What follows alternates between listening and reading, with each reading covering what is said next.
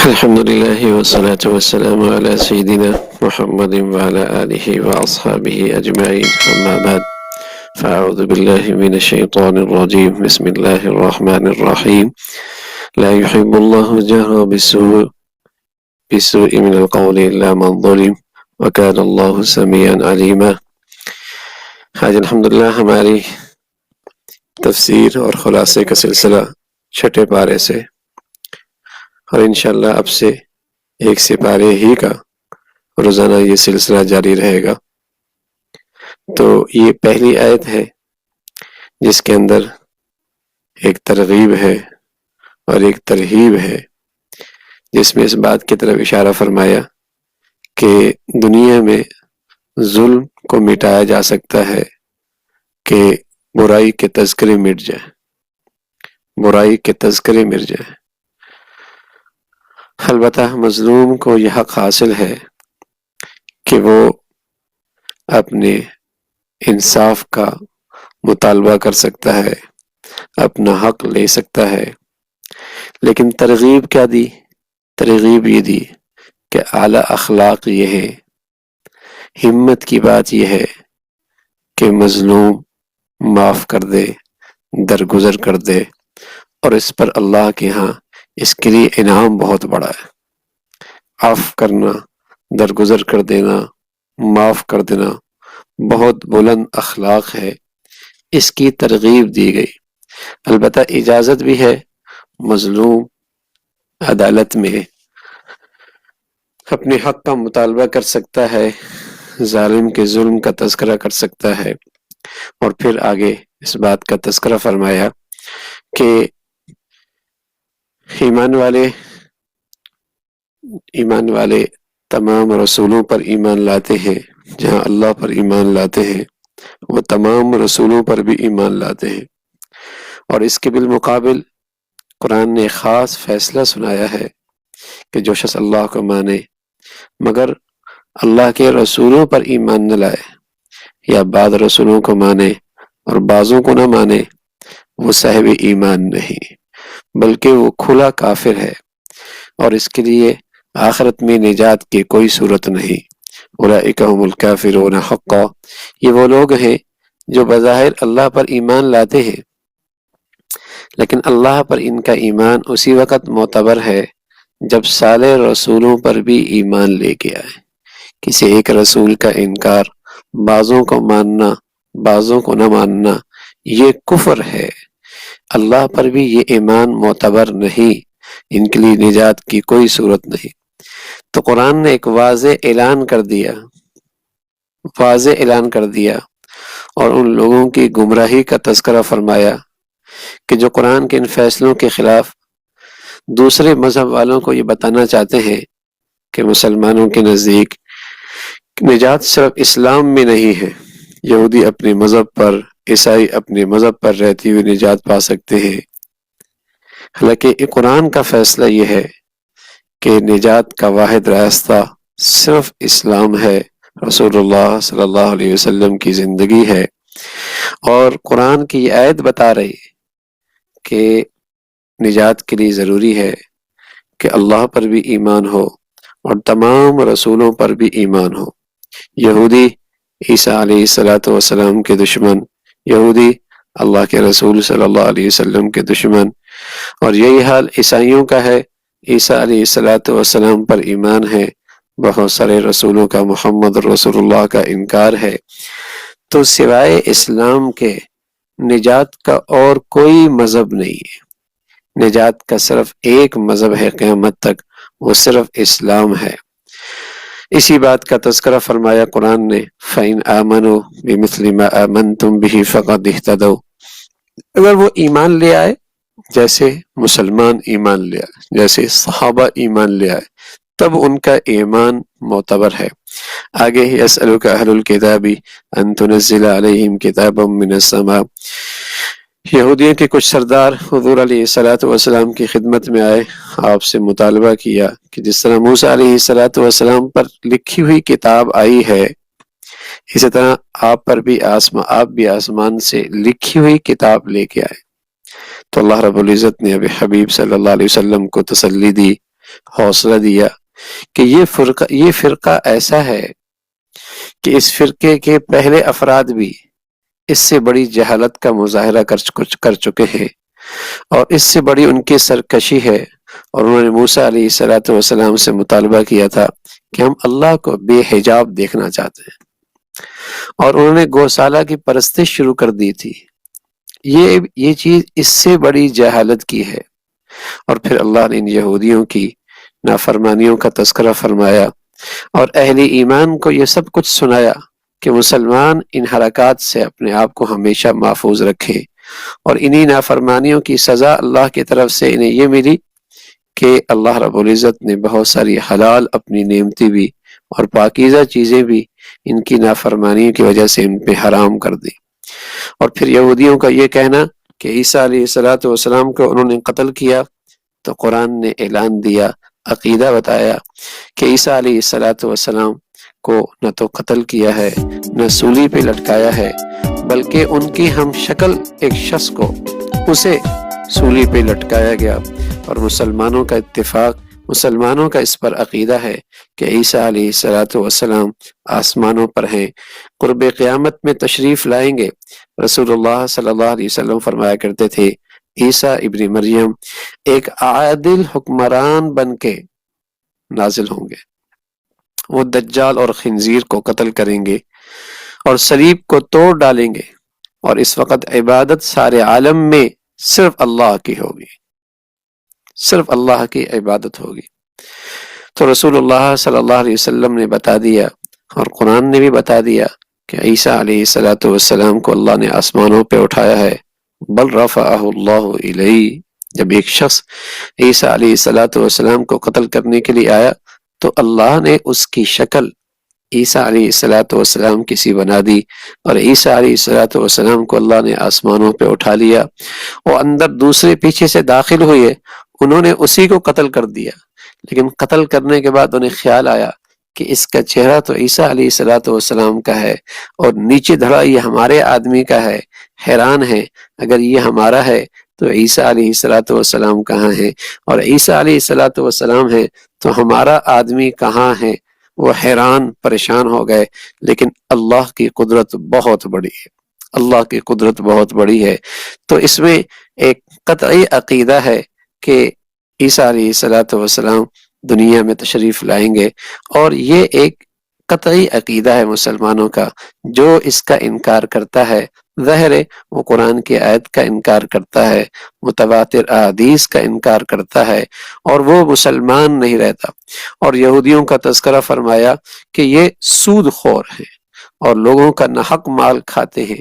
سود خور ہیں۔ وہ یہودی سود کھایا کرتے تھے۔ اللہ رب العزت نے اہل ایمان کو یہ پیغام دیا کہ یہ برائیاں تو یہودیوں کی ہیں، یہ گندگیاں تو اللہ کے دشمنوں کی ہیں، اللہ کی دشمنوں کی ہیں۔ اور اگر ہر گناہ کسی نہ کسی اللہ کے دشمن کی میراث ہے، اگر کسی مسلمان کی زندگی میں وہ میراث آ گئی تو پھر وہ نحوست بھی آئے گی، پھر وہ ہلاکت اور بربادی بھی آئے گی۔ تو یہودی سود خور ہوا کرتے تھے۔ البتہ یہودیوں میں جو لوگ صحیح علم رکھنے والے تھے اور جنہیں ایمان کی توفیق ہو گئی، لیکن الراسخون فی العلم، ان کا تذکرہ فرمایا کہ وہ آسمانی کتاب پر ایمان لاتے ہیں، اور پہلی کتابوں پر بھی انہوں نے ایمان لایا تھا، نماز کا اہتمام کرتے ہیں، زکوٰۃ دیتے ہیں، اور اللہ رب العزت کا جیسے عبداللہ ابن سلام وغیرہ، ان کا اللہ کے ہاں بہت بڑا اجر ہے۔ پھر انا اوحینا الیک کما اوحینا، اس بات کا تذکرہ فرمایا کہ یہ وحی کا سلسلہ کوئی نیا نہیں ہے، سارے انبیاء علیہ السلام کی طرف یہ وحی کا سلسلہ جاری رہا ہے۔ ابراہیم ہیں، اسماعیل ہیں، اسحاق ہیں، یعقوب ہیں، اور حضرت عیسیٰ ہیں، حضرت ایوب ہیں، ان تمام حضرات کی طرف یہ سلسلہ جاری رہا، اور رسول اللہ صلی اللہ علیہ وسلم پر بھی وہی سلسلہ ہے۔ تو آپ کی نبوت کی گواہی اللہ دے رہے، اور آپ کی نبوت کی گواہی اللہ کے فرشتے دے رہے، اور اس کے لیے اللہ کی گواہی کافی ہے۔ اس کا تذکرہ فرمایا اور سارے انسانوں سے کہا کہ تمہاری نجات اور تمہاری فلاح رسول اللہ صلی اللہ علیہ وسلم کی رسالت پر اور آپ کی نبوت پر ایمان لانے میں ہے۔ اور پھر اللہ نے اہل ایمان سے کہا کہ دیکھو تم اہل کتاب کی طرح اپنے دین میں غلو نہ کرنا. عیسائی بھی غالی بنے اور یہودیوں نے بھی غلو کیا، تو اللہ رب العزت نے اہل ایمان کو تلقین فرمائی، تاکید فرمائی، ہدایت فرمائی کہ مسلمان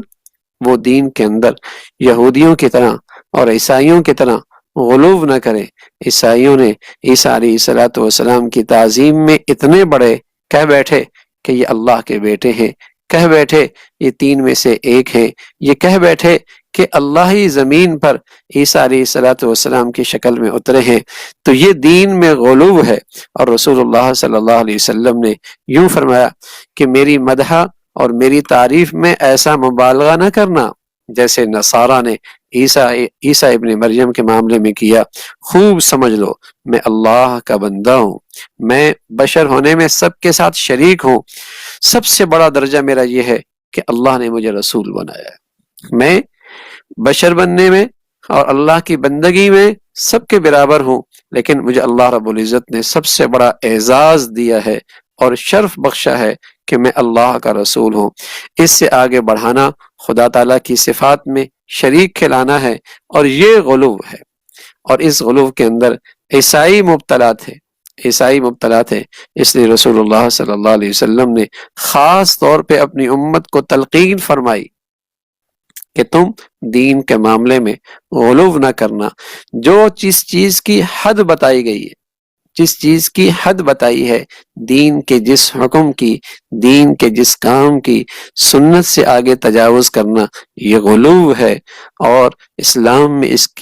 کی کوئی گنجائش نہیں. پھر عیسیٰ علیہ السلام کے بارے میں فرمایا کہ عیسیٰ علیہ السلام کے لیے تو یہ عزت اور شرف کی بات ہے کہ وہ اللہ کے بندے ہیں اور انہیں اللہ کی بندگی نصیب ہے. انہیں اس سے کوئی عار نہیں، بلکہ ایک انسان کا شرف اور عزت ہے ہی اسی میں کہ وہ اللہ کا بندہ ہو اور اس کی زندگی میں اللہ کی بندگی ہو. اگر یہ نہیں ہے تو یہ ذلت اور رسوائی اور عار اور شرمندگی اور سراسر شرمندگی ہے کہ وہ اس کی زندگی اللہ کی بندگی سے خالی ہے. اسی کا تذکرہ فرمایا اہل ایمان جب اللہ کی فرما برداری کی زندگی گزارتے ہیں اللہ انہیں پورا اس کا اجر و ثواب عطا فرمائیں گے.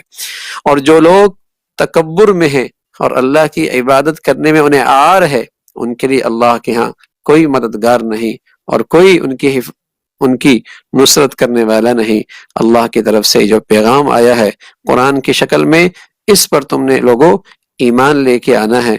اور یہی وہ راستہ ہے جس سے تم اللہ کی رحمت کے تحت آ سکتے ہو. اور پھر آخری آیت کے اندر لوگ آپ سے پوچھتے کلالہ کے بارے میں کہ اس کی میراث کا کیا ہوگا، اس کی وراثت کیسی ہوگی جس کی اولاد بھی کوئی نہیں، جس کے ماں باپ بھی کوئی نہیں. تو اسی کا تذکرہ فرمایا، اور آخر میں پھر وراثت کا مسئلہ اہمیت بتائی کہ ابتدائی صورت کے اندر بھی میراث اور وراثت کی بات، درمیان کے اندر بھی وراثت کی تلقین، اور پھر آخر میں پھر یہی مسئلہ پیش آیا تو بتایا کہ اسلام میں وراثت کی تقسیم کی کتنی اہمیت ہے. اور اللہ رب العزت یہ سارے احکامات اس لیے بیان کرتے ہیں کہ تم گمراہی سے محفوظ رہو. پھر اللہ نے آگے سورہ مائدہ ہے، اور جس کی ابتدا میں اللہ نے اہل ایمان سے کہا کہ تمہارے ایمان کا تقاضا یہ ہے کہ جو تم معاہدے کرو اور جو تم عہد کرو اور جو تمہارے درمیان چاہے اللہ کے اور تمہارے درمیان ہے یا اللہ کے بندوں کے درمیان کوئی عہد ہے اسے تم پورا کرو. اور پھر ان جانوروں کا تذکرہ فرمایا جو اللہ رب العزت نے جن کا کھانا اور اس کو حلال قرار دیا، اور ساتھ ساتھ بتایا کہ ایمان والے ان شاعر کی بھی تعظیم کرتے ہیں اور احترام کرتے ہیں جو اللہ کی عظمت کی علامت ہیں. اللہ کی عظمت کی علامت ہیں بیت اللہ ہے، اور ایسی مقدس مہینے ہیں، ایسی وہ قربانیاں ہیں جو بیت اللہ کے لیے لے جائی جاتی ہیں اللہ کے نام پہ ذبح کرنے کے لیے. اس کا تذکرہ فرمایا، اور ساتھ یہ فرمایا کہ دوست ہو یا دشمن ہو عدل و انصاف کا دامن تم نے نہیں چھوڑنا. انصاف دوست سے بھی کرنا ہے اپنوں سے بھی کرنا ہے اور دشمن کے مقابلے میں بھی نا انصافی سے کام نہیں لینا۔ پھر ان جانوروں کا تذکرہ فرمایا جو زمانہ جاہلیت میں جنہیں وہ حلال سمجھتے تھے، ان کی حرمت کا تذکرہ ہے، مردار ہے اور خون ہے، خنزیر ہے اور ہر وہ نظر جو غیر اللہ کے نام پہ ہو۔ یہ وہ تمام چیزیں ہیں جس کے کھانے میں جسمانی نقصان بھی ہے، روحانی نقصان بھی ہے اور ظاہری نقصان بھی ہے اور باطنی اور ایمان اور اخلاق کا بھی نقصان ہے۔ ان چیزوں کا تذکرہ فرمایا اور پھر اللہ رب العزت نے اہل ایمان کو ایک بہت بڑی نعمت دی، اور وہ کیا؟ الیوم اکملت لکم دینکم واتممت علیکم نعمتی ورضیت لکم الاسلام دینا، کہ اللہ نے اہل ایمان کو اسلام کے شکل میں ایک مکمل ضابطہ زندگی عطا فرمایا، جسے اللہ نے کامل اور مکمل کر دیا، کامل اور مکمل کر دیا۔ یہ اہل ایمان کے لیے اتنا بڑا انعام تھا کہ جب ایک یہودی نے سنا تو حضرت عمر کے پاس آیا اور کہنے لگا کہ اگر یہ خوشخبری ہمیں ملی ہوتی تو ہم اس دن جشن مناتے، ہم اس دن خوشی مناتے۔ تو حضرت عمر رضی اللہ تعالیٰ عنہ فرمانے لگے مجھے خوب یاد ہے جس دن یہ آیت اتری تھی، اللہ کے نبی صلی اللہ علیہ وسلم اونٹنی پہ تھے اور آپ کے اطراف میں ہزاروں اتقیاء، ابرار، نیک لوگ اس امت کے موجود تھے، اور وہ دن جمعے کا دن تھا اور وہ دن عرفہ کا دن تھا، اور مسلمانوں کا وہ دن ویسی عید کا تھا جس دن اللہ نے مسلمانوں کو یہ پیغام دیا کہ ہم نے تمہارے لیے دین اسلام کو پسند کر لیا ہے جو کامل اور مکمل ہے، یعنی مکمل زندگی کا دستور تمہارے پاس ہے۔ اب تمہیں اپنی زندگی کی رہنمائی کے لیے کسی غیر کی طرف نظر رکھنے کی ضرورت نہیں ہے، بلکہ دنیا تم سے زندگی سیکھنے کا سلیقہ تمہارے دربار میں آئے گی، تمہاری چوکھٹ پہ آئے گی، تمہارے دروازے پہ آئے گی۔ اللہ کے نبی صلی اللہ علیہ وسلم نے اس دین کے ذریعے، اسلام کے ذریعے اس امت کو خوددار بنایا ہے، بہکاری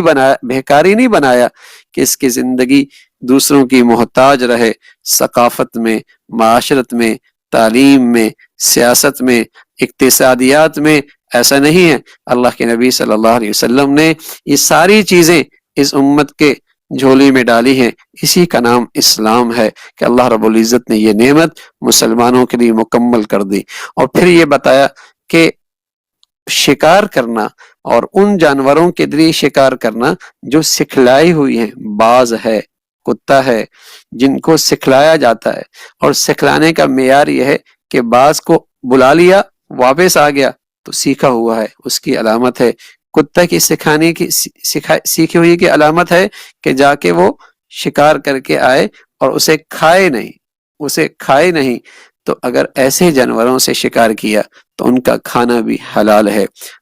علماء نے لکھا ہے ایک کتا ہے، اس کے لعاب ناپاک ہے اور وہ گندہ جانور ہے۔ رسول اللہ صلی اللہ علیہ وسلم نے ابتدائی اسلام میں حکم دیا تھا اور اس کی برائی دلوں میں بٹھانے کے لیے تعلیم دی تھی، جہاں ملے اسے مار دو، جہاں ملے اسے مار دو۔ بعد میں جب اس کی برائی دلوں میں بیٹھ گئی تو اس حکم کے اندر ترمیم آ گئی کہ مارنے کا حکم منسوخ ہو گیا، البتہ جس برتن میں وہ منہ ڈالے تو اس کا لعاب ناپاک ہے، اسے بہت اہتمام سے دھونے کی تاکید ہے۔ لیکن یہاں وہ کتا، اس کا شکار حلال بتایا ہے، تو علماء نے لکھا ہے اس کتے نے تعلیم قبول کی تو اس کی قیمت بڑھ گئی، اس کتے نے تعلیم قبول کی تو اس کی قیمت بڑھ گئی۔ اور اگر یہ انسان اللہ اور اللہ کی رسول کی تعلیم کو قبول کرے تو بتاؤ اللہ کے ہاں اس کا کیا مقام ہوگا، اللہ کے ہاں اس کا کیا مقام ہوگا، اور اسے کتنا بڑا بلند مرتبہ نصیب ہوگا، بشرط یہ کہ اللہ اور اللہ کے رسول کی تعلیم کا اثر لے اور وہ اس تعلیم کو قبول کر لے، تو اس کی قیمت بھی اللہ کے ہاں بہت بڑھ جائے گی۔ پھر اللہ رب العزت نے فرمایا اہل کتاب جب تک وہ اہل کتاب اپنے تورات اور انجیل کی تعلیمات کے مطابق کوئی چیز ذبح کرتے ہیں وہ تمہارے لیے حلال ہے، اور اسی طرح ان کی عورتیں بھی بشرطیہ کہ وہ اہل کتاب ہوں۔ لیکن جب فتنے کا اندیشہ ہوا تو حضرت عمر رضی اللہ تعالیٰ عنہ کو جب پتہ چلا کہ حذیفہ ابن یمان نے ایک اہل کتاب عورت سے شادی کر لی، تو آپ نے فوراً اس سے کہا کہ اسے طلاق دے دو، اسے طلاق دے دو، اور پھر اسے بتایا کہ میں اس لیے کہہ رہا ہوں کہیں ایسا نہ ہو کہ اس راستے سے ہمارے گھروں میں بے حیائی آنے لگے، کوئی گندگی آنے لگے، یا یہ ہے کہ مسلمان عورتوں کے لیے تو ان مسلمان عورتوں کے لیے کوئی اور مشکل نہ کھڑی ہو جائے۔ یہ اس خیر القرون کے زمانے کی بات ہے جب عمر رضی اللہ تعالیٰ عنہ نے منع فرمایا، اور آج تو ایسے فتنے کا دور ہے کہ بس اوقات اس قسم کی مخلوق جب گھروں میں آتی ہے تو وہ گھر والوں کا ایمان بھی ختم کر دیتی ہے، اور مسلمانوں کی اولادیں ارتداد کا شکار ہونے لگتی ہیں۔ تو اس کا تذکرہ فرمایا کہ اور پھر اللہ کے سامنے جب مناجات کے لیے کھڑے ہو جاؤ، نماز کا اہتمام کرو، تو اس سے پہلے وضو کی اور طہارت کی تلقین اور اس کا طریقہ بتایا، اور ساتھ یہ بتایا کہ اگر کوئی شخص سفر میں ہے یا اس کے پاس پانی میسر نہیں ہے تو وہ طہارت پانی سے بھی، پانی کے بجائے مٹی سے بھی حاصل کر سکتا ہے اور تیمم اختیار کر سکتا ہے، اس کا تذکرہ فرمایا۔ پھر اللہ نے اہل ایمان سے کہا کہ تم ہر حال میں عدل سے اور انصاف سے کام لو، اور کسی کی دشمنی تمہیں انصاف سے زیادہ انصاف سے محروم نہ ہونے دے، اور ایمان والوں کو ترغیب دی کہ جب بھی تم ایمان کی زندگی اختیار کرو گے تو اس کا انعام ہے، اللہ کے ہاں مغفرت ہے، بخشش ہے، اس کا تذکرہ فرمایا۔ اور اللہ رب العزت نے جو بنی اسرائیل سے عہد لیا تھا، اور پھر اللہ رب العزت نے ان کے اندر مختلف قسم کے قبیلے بنے، اور پیش نظر یہ تھا کہ وہ اپنے رسولوں کی ان نعمتوں کے اندر رہ کر اپنے رسولوں کی اطاعت کریں اور فرما برداری کریں، لیکن اللہ رب العزت کی نعمتیں بڑھتی چلی گئیں، لیکن انبیاء حضرات انہوں نے اپنے پیغمبروں کی نافرمانی کی اور ان کی احکامات کو نظر انداز کیا۔ اس میں نصارہ بھی ہیں اور اس میں یہودی بھی ہیں، اور پھر اللہ رب العزت نے انہی کا تذکرہ فرمایا کہ اے اہل کتاب، جب تمہارے پاس ہمارے رسول آئے اور تمہیں وہ کچھ بتایا جو تمہارے پاس موجود تھا، لیکن تم نے پھر بھی اس کا انکار کیا، لیکن یہ کفر کی زندگی اختیار کرنے کے باوجود اس غلط فہمی کا شکار تھے کہ یہودی اور کہا کرتے تھے کہ ہم تو اللہ کی اولاد ہیں، ہم تو اللہ کے بہت محبوب ہیں۔ تو اس کا تذکرہ فرمایا کہ اگر واقعی تم اللہ کے محبوب ہو تو پھر اللہ رب العزت کا عذاب تم پہ کیوں آتا ہے؟ تو قوم موسیٰ کا بھی تذکرہ ہے کہ انہوں نے بھی کس انداز سے اللہ کے نعمتوں کی ناشکری کی، اور موسیٰ علیہ السلام سے بے وفائی کی۔ جب حضرت موسیٰ علیہ السلام نے اس قوم سے کہا چلو قوم عمالقہ کے خلاف میرے ساتھ مل کے جہاد کرو، تو انہوں نے کہنے لگے کہ موسیٰ علیہ السلام آپ جانے اور آپ کا رب جانے، اس کا تذکرہ فرمایا۔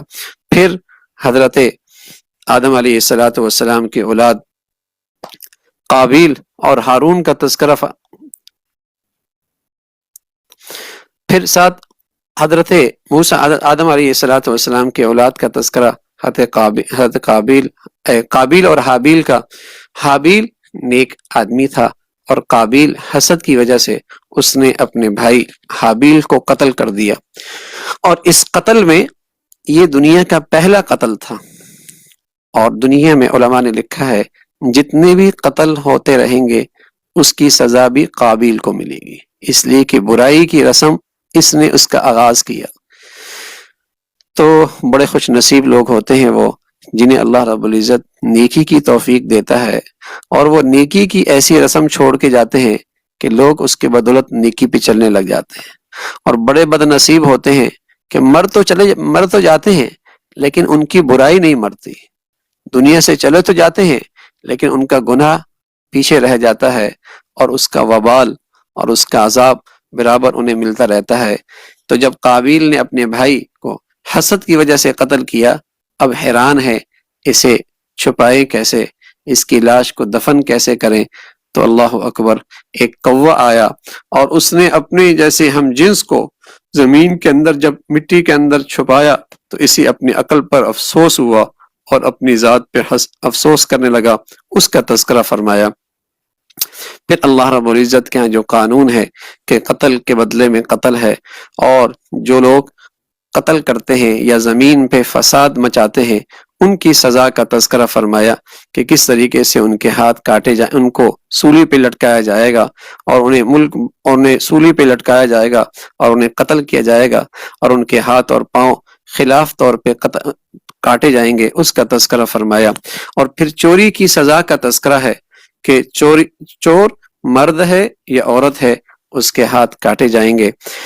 اب اللہ اکبر، جب زنا کی بات آئی تو وہاں عورت کا تذکرہ پہلے ہے، اور جہاں چور کی بات آئی تو سزا میں مرد کا ذکر پہلے ہے، اس لیے کہ مرد کے لیے یہ زیادہ عیب کی بات ہے کہ اللہ رب العزت نے اسے قوت بازو دیا ہے اور پھر چوری کرتا ہے،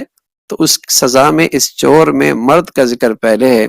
اور عورت کے اندر اللہ نے شرم و حیا مرد کے مقابلے میں زیادہ رکھی ہے، لیکن جب یہ بے شرمی کا ارتکاب کرتی ہے تو سزا میں عورت کا ذکر پہلے آتا ہے، تو یہاں چوری کرنے کے اندر مرد کا ذکر پہلے ہے، وَالسَّارِقُ وَالسَّارِقَةُ فَاقْطَعُوا أَيْدِيَهُمَا، اور یہ بات ہمیشہ پیش نظر رہے کہ جان کی، مال کی، عزت کی، آبرو کی اللہ کے ہاں بہت قیمت ہے، بہت قیمت ہے، اور جو اس کے لیے خطرہ بنتا ہے اسلام نے اس کے لیے سخت سزا تجاویز کی ہے،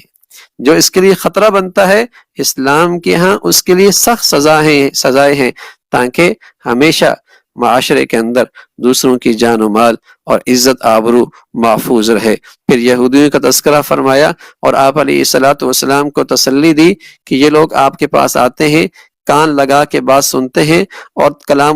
اللہ کے کلام کے اندر تحریف کرتے ہیں۔ آپ علیہ الصلوۃ والسلام کو اس سلسلے میں تسلی دی اور ان کی حرکات سے آگاہ فرمایا، اس کا تذکرہ فرمایا، اور ساتھ ساتھ فرمایا کہ ہم نے تورات اتاری ہے اور اس کے اندر ہدایت تھی اور نور کا سامان تھا، لیکن ان لوگوں نے اس کا انکار کیا، اس لیے آپ لوگوں سے نہ ڈریں، صرف مجھ ہی سے ڈریں، اور آپ ان لوگوں کی طرح نہ ہوں جو دنیا کے مفادات کے خاطر اپنے اللہ کو ناراض کرتے ہیں۔ پھر اللہ رب العزت نے سزا کا تذکرہ فرمایا کہ نفس کے بدلے میں نفس ہے، اور آنکھ کے بدلے میں آنکھ ہے، اور کان کے بدلے میں کان ہے، اور ناک کے بدلے میں ناک ہے، اور دانت کے بدلے میں دانت ہے، جیسا زخم ہے ویسا بدلہ لیا جا سکتا ہے، اس کا تذکرہ فرمایا۔ پھر قرآن کی عظمت کا تذکرہ کہ یہ آسمانی کتابوں کے اندر جتنے مضامین برحق ہیں یہ ان سب کی تصدیق کرتا ہے، اور قرآن جو ہے، قرآن مجید کے اندر اللہ کے احکامات ہیں، اس میں کسی کی خواہشات کی پیروی نہیں ہے۔ پھر اللہ رب العزت نے اہل ایمان کو تلقین فرمائی، تاکید فرمائی کہ تم ہرگز یہود و نصارہ کو اپنے دوست مت بنانا، اس لیے کہ یہود و نصارہ مسلمان دشمنی میں باہم ہیں، اور باہمی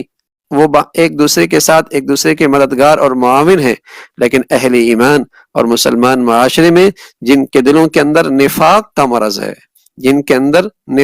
مرض ہے وہ ان کی دوستی کی طرف آگے بڑھتے ہیں، اور انہیں یہ خیال ہوتا ہے کہ اگر ان کے ساتھ دلی دوستی اور ان کے ساتھ تعلقات نہ رکھیں گے تو ہم کسی بڑی مصیبت میں گرفتار ہو جائیں گے۔ تو اللہ رب العزت نے ان کی مذمت فرمائی، اور ساتھ یہ فرمایا کہ اگر تم دین حق کو چھوڑ بیٹھو گے اور ارتداد کا راستہ اختیار کرو گے تو اس میں اللہ کا اور اللہ کے دین کا کوئی نقصان نہیں ہے۔ اللہ ایسی قوم کو اپنی دین کی حفاظت کے لیے کھڑا فرمائیں گے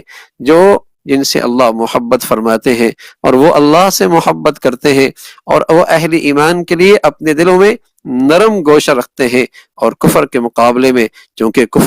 کافر جب اللہ کے دین سے دشمنی کرتا ہے تو مسلمان بھی ان کے مقابلے میں پھر سختی کا معاملہ کرتے ہیں، اور وہ لوگ ہیں جو اللہ کے راستے میں اپنی جان مال کی قربانی دیتے ہیں، اور سوائے اللہ کے وہ کسی سے نہیں ڈرتے، کسی کی انہیں ملامت کی پرواہ نہیں ہے۔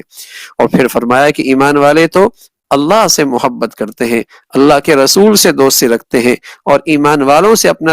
تعلق استوار کرتے ہیں، نماز کا اہتمام کرتے ہیں، زکوٰۃ دیتے ہیں۔ یہی وہ لوگ ہیں جو اللہ کی جماعت ہے، اور اللہ کی جماعت ہی غالب ہونے والی ہے۔ اور اہل ایمان کو تلقین فرمائی، جو لوگ تمہارے دین کا مذاق اڑاتے ہیں، جو تمہارے دین شعائر اسلام کا مذاق اڑاتے ہیں، تم ہرگز ان سے اپنا دلی لگاؤ نہ رکھنا اور ان سے دلی تعلق نہ رکھنا، اس کا تذکرہ فرمایا۔ اور ساتھ یہ فرمایا کہ یہ کفار جو تم سے انتقام لیتے ہیں اور تم سے دشمنی کا معاملہ کرتے ہیں، جرم تمہارا صرف یہ ہے کہ تم اللہ اور اللہ کے رسول پر ایمان لے کے آتے ہو۔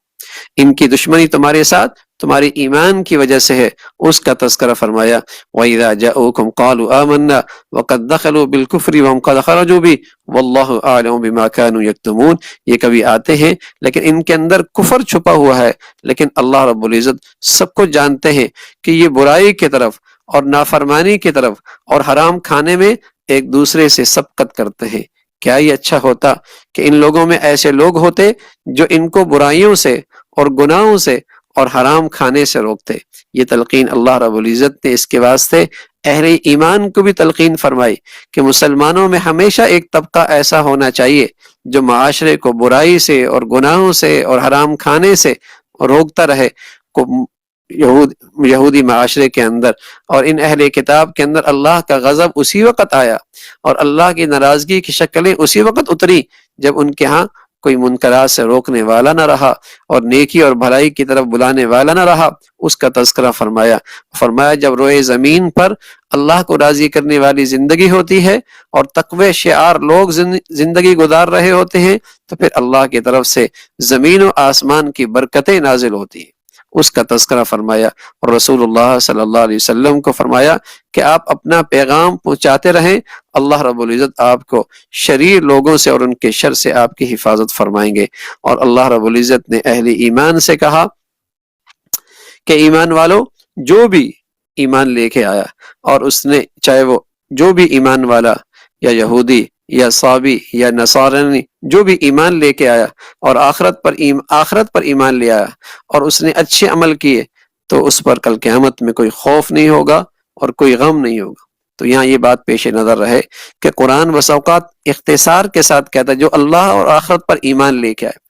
تو اللہ اور آخرت پر وہی ایمان معتبر ہے جو رسول اللہ صلی اللہ علیہ وسلم نے بتایا ہے۔